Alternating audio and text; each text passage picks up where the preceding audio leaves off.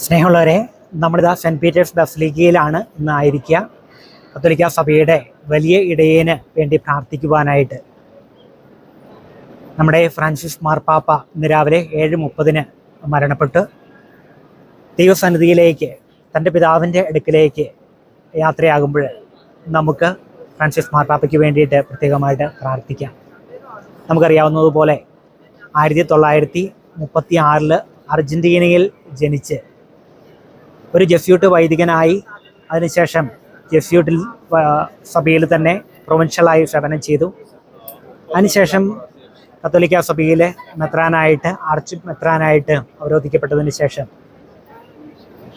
2001 John Paul II മാർപ്പാപ്പ അദ്ദേഹത്തെ കർദിനാൾ പദവിയിലേക്ക് ഉയർത്തി. പിന്നീട് 2013 ബെനഡിക്ട് 16 മാർപ്പാപ്പ, കത്തോലിക്ക സഭയിൽ ആദ്യമായിട്ട് മാർപ്പാപ്പ വിരമിക്കുന്ന ആ ഒരു പ്രത്യേക സാഹചര്യത്തിൽ പുതിയ ഇലക്ഷൻ നടന്നപ്പോൾ കർദിനാൾമാർ ഒന്നിച്ചു കൂടി ജോർജ് ബർഗോളിയോ എന്ന ഈ കർദിനാളിനെ തിരഞ്ഞെടുത്തു. പ്രിയപ്പെട്ടവരെ, അദ്ദേഹം മാർപ്പാപ്പയായിട്ട് ചാർജ് എടുക്കുമ്പോൾ അദ്ദേഹം സ്വീകരിച്ച പേര് ഫ്രാൻസിസ് എന്നായിരുന്നു. നമുക്കറിയാം, ഫ്രാൻസിസ് എന്ന നാമം അദ്ദേഹം എടുത്തത് ഫ്രാൻസിസ് ഓഫ് അസീസി എന്ന രണ്ടാം ക്രിസ്തു എന്നറിയപ്പെടുന്ന ആ വിശുദ്ധൻ്റെ നാമമാണ്. ഇന്ന് 88ാമത്തെ വയസ്സിൽ അദ്ദേഹം മരണപ്പെടുമ്പോൾ നമുക്ക് തീർച്ചയായിട്ടും പറയാൻ പറ്റും, ഒരു മൂന്നാം ക്രിസ്തു ജനിച്ചിരിക്കുക.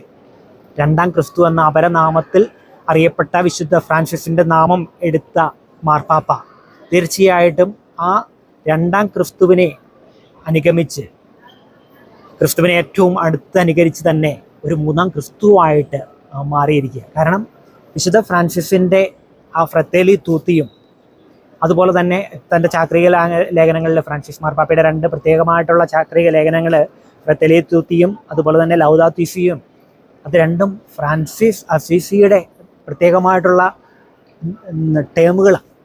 ഫ്രത്തേലി തൂത്തി, എല്ലാവരും നമ്മുടെ സഹോദരന്മാരാണ്, ലോകത്തിന് സമാധാനത്തിൽ ജീവിക്കുവാനായിട്ടുള്ള ഏറ്റവും വലിയ മാർഗം. അതുപോലെ തന്നെ എല്ലാ സൃഷ്ടിജാലങ്ങളും ദൈവത്തെ സ്തുതിക്കുവിൻ. ഈ ലോകം ദൈവം നമുക്കായിട്ട് സൃഷ്ടിച്ചത്, അതിനെ ടേക്ക് കെയർ ചെയ്യേണ്ട ആവശ്യവും അദ്ദേഹം പറഞ്ഞു വെച്ചു.